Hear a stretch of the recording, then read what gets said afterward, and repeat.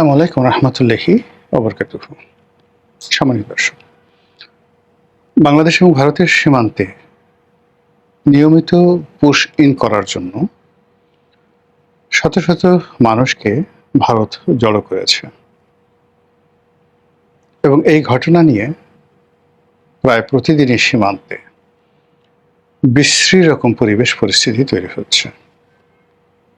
BGB এবং BSF তারা কখনো কখনো তর্ক বিতর্ক, কখনো কখনো ধাওয়া পাল্টা, এবং এই ঘটনার সঙ্গে কখনো কখনো অমানবিক কিছু দৃশ্যের তৈরি হচ্ছে। এবং সেগুলো এরকম যে ভারত যে পুশিনগুলো করতে চাচ্ছে বাংলাদেশে, সেই পুশিনকে আবার ঠেকিয়ে দেওয়ার জন্য আমাদের সীমান্তরক্ষী বাহিনী, বর্ডার গার্ড, বিজিবি তারা আবার কাউন্টার পুশিন করছে, তাদেরকে ফেরত পাঠাচ্ছে। এবং এই দৃশ্যগুলো বাংলাদেশের বিরুদ্ধে যে সকল আন্তর্জাতিক চক্র রয়েছে তারা বাংলাদেশের যে অমানবিক আচরণ এগুলোকে ফুটিয়ে তোলার জন্য ওত পেতে বসে আছে। আমাদের এই ক্ষুদ্র দেশটি নিয়ে আন্তর্জাতিক যে চক্রান্ত, এটি দীর্ঘদিন ধরে চলছে। আজকে মায়ানমার সীমান্তে এরকম পুশিন, এরকম নাটক করে বাংলাদেশের ভিতরে প্রায় 15 লাখ রোহিঙ্গাদেরকে ঢুকে দেওয়া হয়েছে। শেখ হাসিনাকে মানবতার মা বানানো, তাকে নোবেল শান্তি পুরস্কার দেওয়া হবে বা তিনি পেতে পারেন।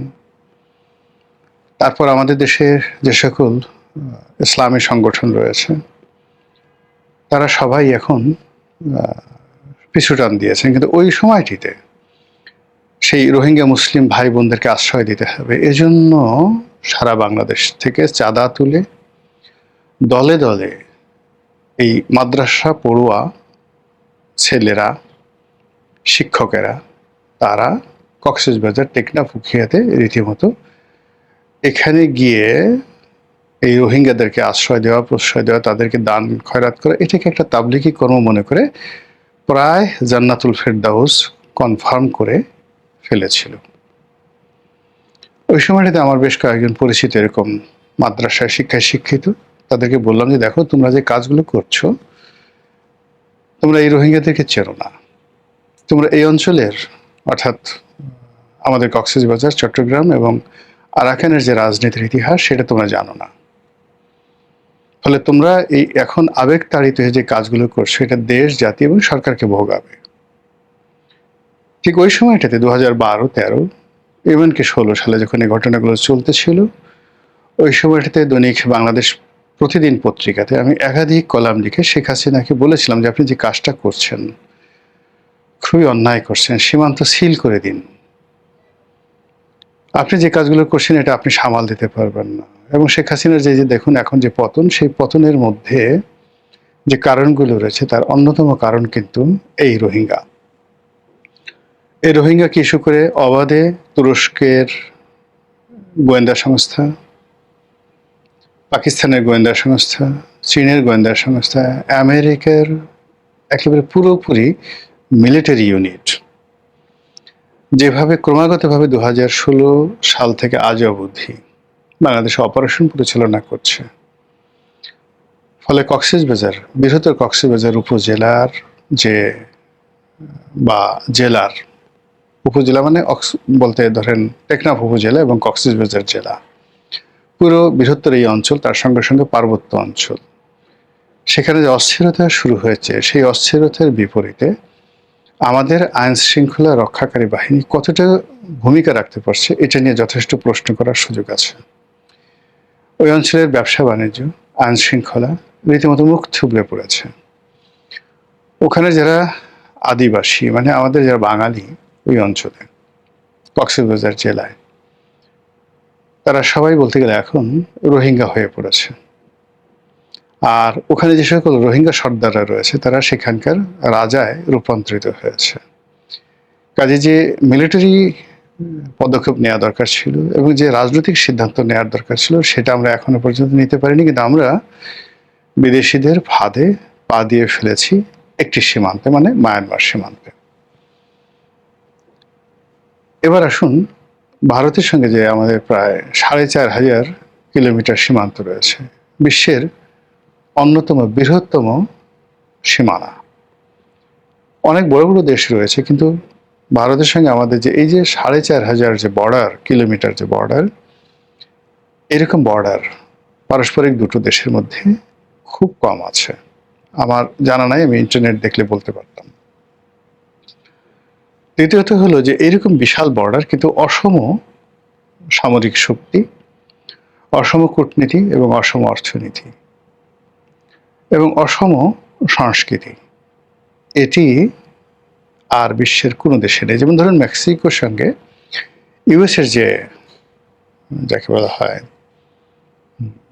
সীমানা রয়েছে, তারপর কানাডার সঙ্গে আমেরিকার যে সীমানা রয়েছে, চীনের সঙ্গে ভারতের যে সীমানা রয়েছে, পাকিস্তানের সঙ্গে আফগানিস্তানের যে সীমানা রয়েছে, তো সেই সীমানার যে ভৌগোলিক অবস্থান, রাজনৈতিক অবস্থান এবং সীমানার দুই পারে মানুষের মধ্যে যে অন্তমিল, তার বিপরীতে যদি আপনি আমাদের এই ৪,৫০০ কিলোমিটার সীমানার, ভারতের সাথে যে সীমানার, সেখানকার যে বৈরিতা, রাজনৈতিক বৈরিতা, ভৌগোলিক বৈরিতা, মানুষের মন এবং মানসিকতা এবং সাংস্কৃতিক যে বৈরিতা, এটি অন্য কোনো সীমানায় নেই। ফলে আমাদের এই সীমানা শান্তিপূর্ণ আছে এখনো পর্যন্ত, ৭১ থেকে এখনো পর্যন্ত, কিন্তু এটা অশান্তিতে রূপান্তরিত হতে এবং এটা যে কোনো সময় আমাদের স্বাধীনতা এবং সার্বভৌমত্বের জন্য বুমেরাং হতে ১ মিনিটও সময় লাগবে না।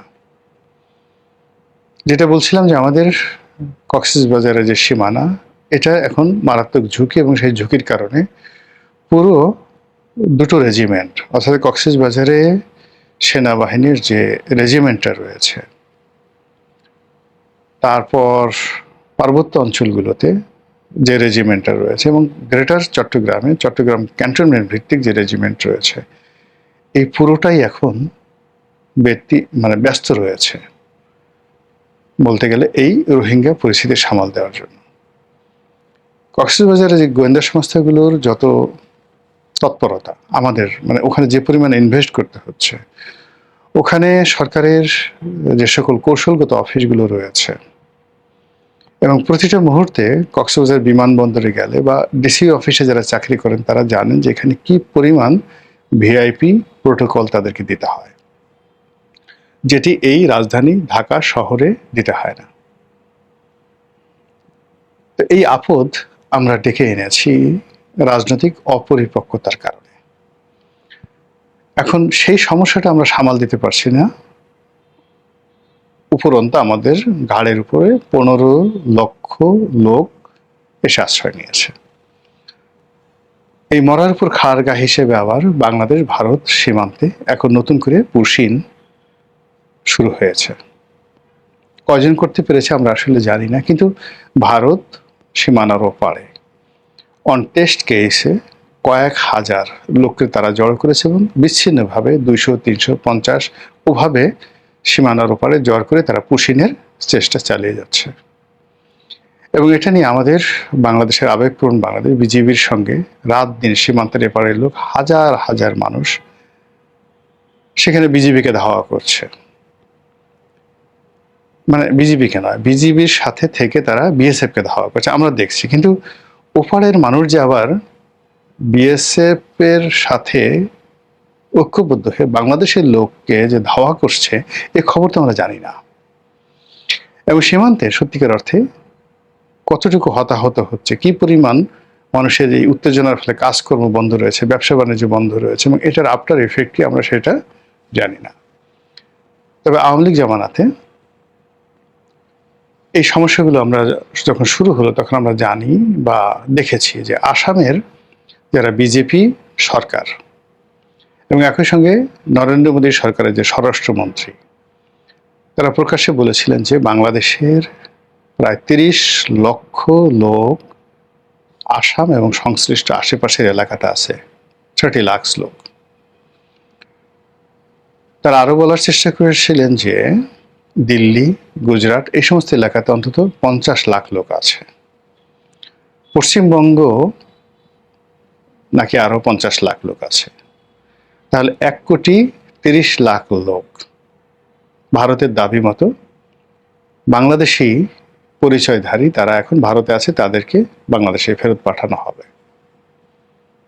এর মধ্যে আসামের যে সরকার, বিজেপি সরকার, তারা পণ করেছিল যে এই 30 লাখ লোককে তারা ঠিক আলাদা করে তাদেরকে একটা ক্যাম্পে, কনসেন্ট্রেশন ক্যাম্পে, যেভাবে রোহিঙ্গা ক্যাম্প, ওইরকম ভাবে তাদেরকে আলাদা ক্যাম্প তৈরি করে সেই ক্যাম্পে রাখা হবে এবং সময় এবং সুযোগ মতো বাংলাদেশে যেভাবে বিহারি ক্যাম্প আছে, যেভাবে বাংলাদেশে রোহিঙ্গা ক্যাম্প আছে, এইভাবে আসাম বাঙালি একটা ক্যাম্প তৈরি করবে এবং সেখানে যে সকল বাঙালি আছেন যারা সন্দেহভাজন, যাদের আইডেন্টি কার্ড নেই, বা ভারতের বিজেপি সরকার, আসামের সরকার মনে করছে যে এই 30 লাখ লোক তাদের পরিচয়পত্র থাকলেও তাদেরকে সেই পরিচয়পত্র বঞ্চিত করে বাংলাদেশে ফেরত পাঠাবে এবং তাদেরকে সেই ক্যাম্পে জড়ো করা হচ্ছিল বা হবে।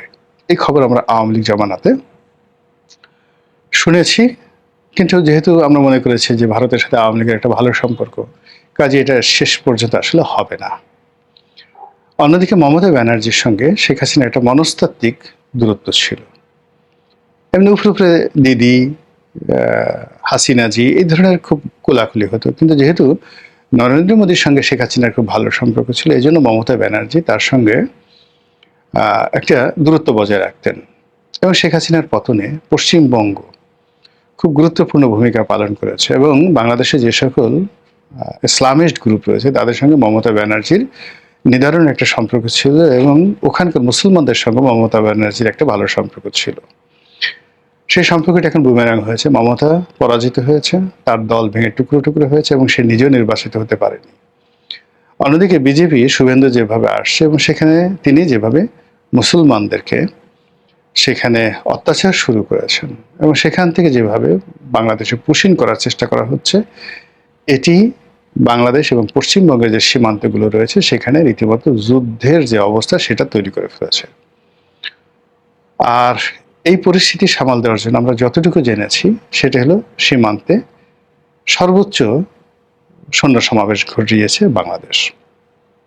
বলা হচ্ছে যে 60,000 বিজিবি তাদেরকে শুধু সীমান্তে মোতায়েন করা হয়েছে। এটা রীতিমতো যুদ্ধ অবস্থা।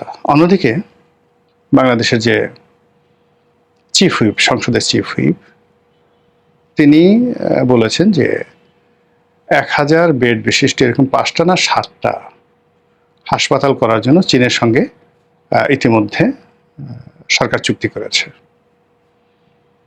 ইট মিন যে সকল এলাকাতে হাসপাতাল করা হবে, চীনকে বাংলাদেশ এখানে একটা এক্সেস দিতে চাচ্ছে। ভারত যখন এটা বুঝে গেছে যে বাংলাদেশে তারেক জিয়ার যে নেতৃত্বে যে সরকার, সেই সরকার মোটামুটি চীনকে একটা বিরাট করিডোর দিয়ে দিচ্ছে, আর সে কারণে উত্তরবঙ্গকে কেন্দ্র করে চীন সেখানে রীতিমতো যে মাস্টার প্ল্যান করছে সেটাকে ঠেকিয়ে দেওয়ার জন্য ভারত রণ উন্মাদনা শুরু করেছে। আমাদের পুরো উত্তরবঙ্গের যে সীমানার ওপারে ভারত মাঝারি পাল্লার ক্ষেপণাস্ত্র, বিমান, জঙ্গি বিমান, তাদের যে আর্টিলারি এবং সৈন্য সমাবেশ, যেটাকে পদাতিক সৈন্য বলা হয়, সেটা তারা ইউনূস জমানা থেকে সেখানে জড়ো করেছে এবং ভারতের সেনাবাহিনীর প্রধান নিয়মিতভাবে পশ্চিমবঙ্গে অফিস করছেন। অজিত দোভাল নিয়মিতভাবে পশ্চিমবঙ্গে অফিস করছেন। এই যে যে জিনিসগুলো চলছে, সেই জিনিসগুলো আমাদের পুরো সীমান্ত অঞ্চলে একটা যুদ্ধের উন্মাদনা ছড়িয়ে দিয়েছে। আমরা কি এখন প্রশ্ন যে আমরা কি এই মুহূর্তে কালক্ষেপণ করব, ভারতের সঙ্গে আত্মসমর্পণ করব, চীনের সঙ্গে আমরা কৌশলগত সম্পর্ক স্থাপন করব, পাকিস্তানের সঙ্গে কৌশলগত সম্পর্ক স্থাপন করব, আমেরিকাকে এখানে অ্যাক্সেস দেব, নাকি কি করব? এই মুহূর্তটি বর্তমান সরকারের জন্য একটি অ্যাসিড টেস্ট। সরকার যদি টিকতে পারেন, খেলতে পারেন, তাহলে সরকার আগামী 10, 15, 20 বছরের জন্য টিকে যাবেন। আর যদি সরকার টিকতে না পারেন, তাহলে আগামী 3, 4, 5, 6 মাস, মানে এই 2026 সনের মধ্যে সরকারকে বিপদে ফেলার জন্য ভারতের পক্ষ থেকে, মায়ানমারের পক্ষ থেকে সর্বোচ্চ তাপ এবং চাপ প্রয়োগ করা হচ্ছে। মহান আল্লাহ জানেন আমাদের তকদিরে কি আছে, আমাদের কপালে কি আছে। আল্লাহ আমাদের হেদায়েত দান করুন এবং হেফাজত করুন। আসসালামু আলাইকুম ওয়া রাহমাতুল্লাহি ওয়া বারাকাতুহু।